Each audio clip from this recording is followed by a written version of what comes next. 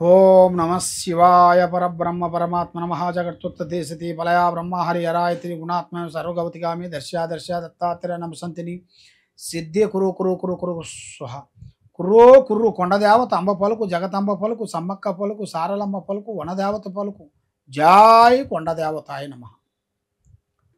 ప్రజలందరికీ నమస్కారము.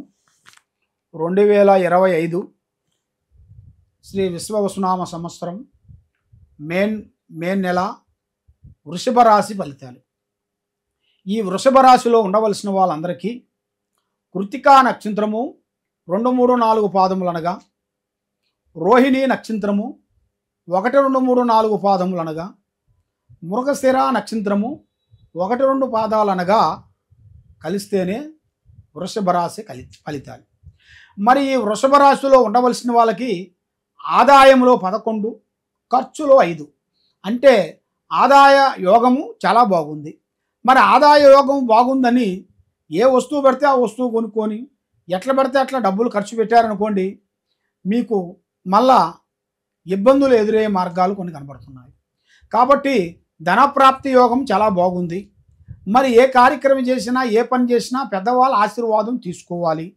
వృద్ధుల్ని ప్రేమించాలి, పెద్దవాళ్ళకి ఆశీర్వాదం తీసుకోవాలి. మరి ఖర్చు చూసుకుంటే మీకు 5% కనబడుతుంది.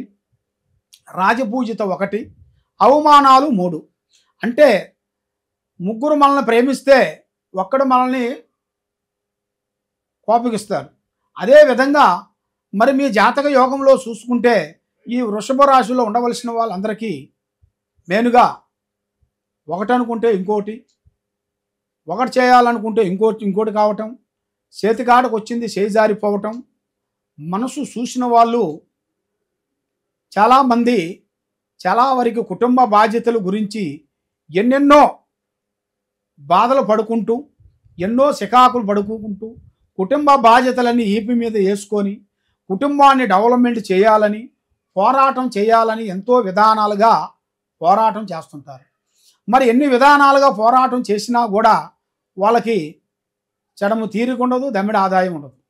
మరి ముఖ్యంగా వ్యాపారదారులకి, ఉద్యోగదారులకి, విద్యార్థులకి మంచి విద్య, వాళ్ళు గత నెలలో రాసిన పరీక్షలకి ఇప్పుడు వాళ్ళకి మంచి రిజల్ట్ రాబోతుంది.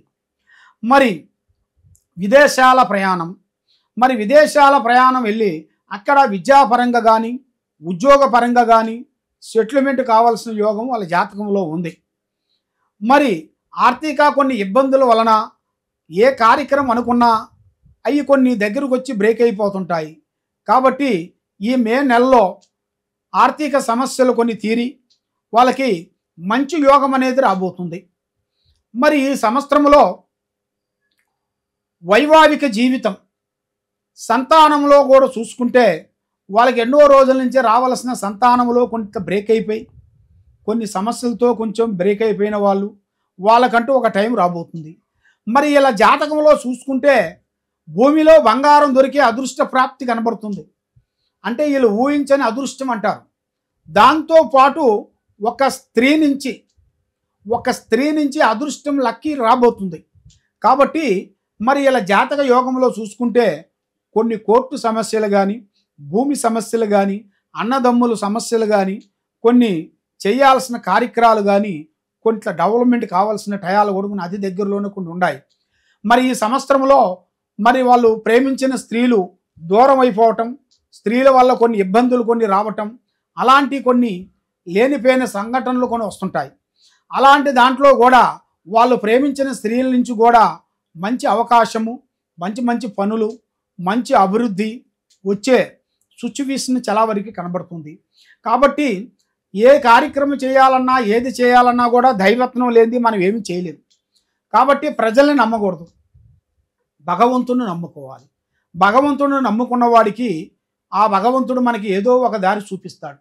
కాబట్టి మీరు చేయాల్సింది శ్రీ వెంకటేశ్వర స్వామిని 7 వారాల పాటు శ్రీ వెంకటేశ్వర స్వామిని ఇంట్లో నిలుపుకొని పిండితో తయారు చేసిన పమిదల్ని 7 తయారు చేసి దాంట్లో 3 కలర్లు నూనె పోసి జ్యోతులు వెలిగించి శనివారం అలాగా 7 శనివారాలు 7 వారాలు చేసినట్టుగైతే వీళ్ళ మీద ఉండాల్సిన దరిద్ర దోషము కర్మదోష నివారణ పోతుంది, ఆరోగ్యాలు బాగుంటాయి, మనస్సు శాంతిగా ఉంటుంది. ఏ కార్యక్రమం చేయాలనుకుంటారో ఆ కార్యక్రమం 100% జయప్రదం అయ్యే మార్గాలు కొన్ని కనబడుతున్నాయి. కాబట్టి ఎక్కడెక్కడో పోయి ఎన్నో జ్యోతిష్యాలు చెప్పించుకొని ఎన్నెన్నో పూజలు చేయించుకొని సతమతం అయిపోయి మాకు అయిపోయింది ఈ జీవితం, ఇక మేము ముందుకు వచ్చే మార్గంలో లేను అని చాలామంది సతమతం అయిపోతుంటారు, మానసికంగా బాధపడుతుంటారు.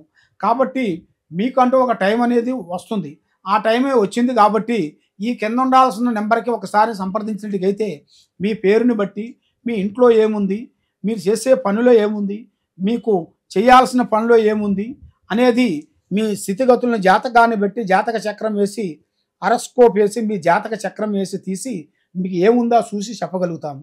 ఏ సమస్య ఉన్నా కూడా మమ్మల్ని సంప్రదించండి. సర్వో జనా సుఖినో భవంతు.